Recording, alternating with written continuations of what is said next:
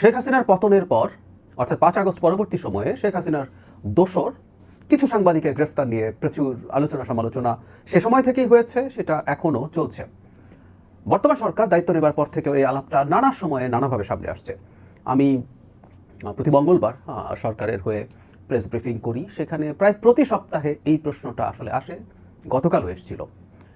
কিছু কথা বলা দরকার। এরও আগে ইনফ্যাক্ট প্রেস ফ্রিডম ডে যেটা ছিল সেখানেও একই কথাবার্তা আসলে এসছে, বিশেষ করে সংবাদপত্রের সাথে বা মিডিয়ার সাথে যারা জড়িত, সম্পাদকরা, সংবাদপত্র বা সংবাদ মাধ্যমের মালিকেরা, সাংবাদিকরা এই আলাপটা সামনে আনেন। এখন আসলে আমাদের এই সরকারের অবস্থান কি সেটা একটু বলা দরকার, বা এই সাংবাদিকদেরকে আমরা আসলে কীভাবে দেখব, কোন পয়েন্টে আমরা তাদেরকে বিবেচনা করব, that is very important as well.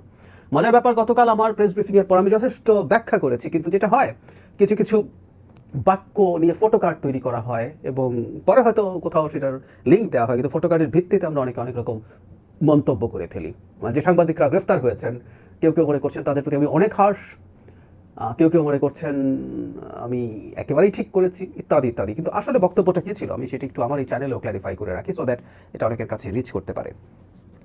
যে সাংবাদিকদেরকে গ্রেফতার করা হয়েছে তারা আদৌতে সাংবাদিক কিনা সেই প্রশ্ন আমরা অনেকে করি, এবং সেটার যৌক্তিক কারণও আছে। ওই সময় থেকে যে আলোচনাটা হচ্ছিল সেই আলোচনাটা ভ্যালিড গ্রাউন্ড আছে, যারা বিশেষ করে গ্রেফতারের বিরুদ্ধে দাঁড়িয়েছেন। সেটা হচ্ছে শুধু এই সাংবাদিক না, 5 আগস্ট পরবর্তী সময়ে নানা সেক্টরে শেখ হাসিনার দোসর যারা ছিলেন, ব্যবসায়ী বা এই ধরনের মানুষ, তাদের প্রায় সবাইকে কমনলি নির্দিষ্ট বা স্পেসিফিক কোনো হত্যা মামলায়, মানে কোথাও কোনো একজন ব্যক্তিকে হত্যা করা হয়েছে জুলাইয়ে আন্দোলনের সময়, তার হত্যা মামলার আসামি হিসেবে গ্রেফতার করা হয়েছে বা গ্রেফতার দেখানো হয়েছে। এটা নিয়ে মূল সমস্যাটা শুরু।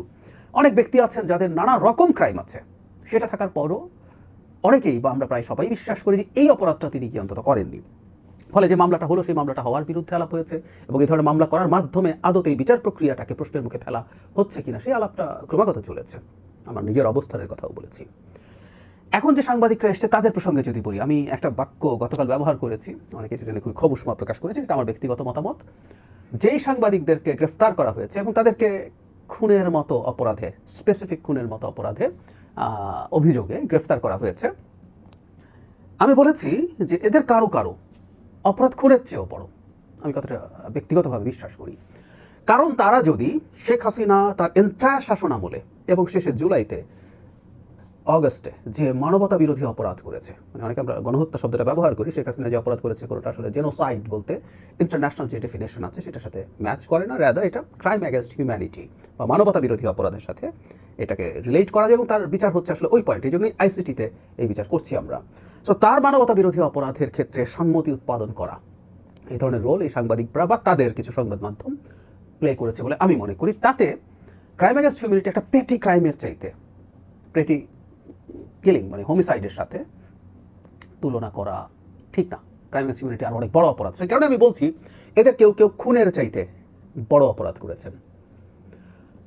ইতিহাসে অন্তত দুবার আমরা যখন জেনোসাইড নিয়ে বিচার হয়েছে, নুরেমবার্গ ট্রায়াল বা রুয়ান্ডা জেনোসাইডের পর যে ট্রাইব্যুনাল হয়েছে, সেখানেও এই জেনোসাইডগুলোকে ন্যারেটিভ তৈরি করা, এগুলোকে অ্যাস্টাবলিশ করা, সেটার জন্য মিডিয়া ট্রায়ালের আন্ডারে এনেছেন। ব্যক্তি ওই মিডিয়ার সাথে রিলেটেড তাদেরকেও ট্রায়ালের আন্ডারে আনার ইতিহাস আছে। সুতরাং মানবতা বিরোধী অপরাধকে লেজিটিমাইজ করার চেষ্টা, তাকে বৈধতা দেওয়ার যে চেষ্টা আছে, সেটা যারা করবেন তাদের বিরুদ্ধে এই ধরনের অপরাধের অভিযোগ আনা যেতে পারে।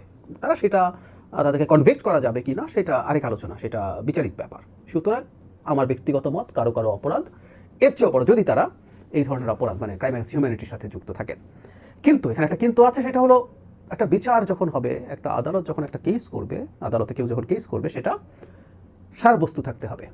সো যিনি ক্রাইম অ্যাগেন্স্ট হিউম্যানিটিতে অভিযুক্ত হতে পারেন, কিন্তু তিনি আবার একটা পেটি কিলিংয়ে অভিযুক্ত নাও হতে পারেন। সো সমস্যাটা আসলে এই জায়গায় হয়েছে।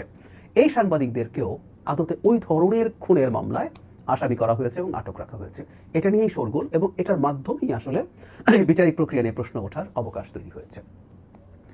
সরকার কী করতে পারে, এটা রিপিটেডলি এই প্রশ্নটা আসে।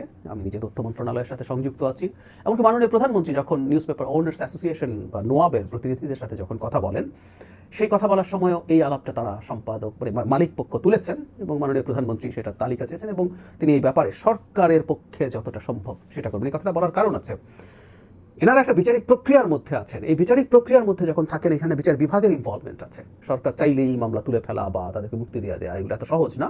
কিন্তু সরকারের দিক থেকে বিচার বিভাগের সাথে কোলাবোরেট করে যতটুকু করা সম্ভব সরকার এই ধরনের চেষ্টার আশ্বাস মাননীয় প্রধানমন্ত্রী নিজেই দিয়েছেন। এবং এই সাংবাদিকদের স্বার্থ দেখার খানিকটা দায়িত্ব যেহেতু তথ্য মন্ত্রণালয়ের আছে, সেই মন্ত্রণালয়ের পক্ষ থেকেও মাননীয় মন্ত্রী এই ব্যাপারে আশ্বাস দিয়েছে যে সরকারের দিক থেকে যতটা সম্ভব সেটা করা হবে। তাহলে এটাই হলো আসলে মূল অবস্থান। আমরা এটা চাই বাংলাদেশে, মানে কেউ যে অপরাধ করেছেন সেটার জন্য তার ন্যায় বিচার তিনি পাবেন। এমনকি সবচেয়ে ভয়ঙ্কর অপরাধীও ন্যায় বিচার পাবেন। যে অপরাধটা তিনি করেননি সেই অপরাধটা তিনি যেন সেই অভিযোগ থেকে মুক্তি পান।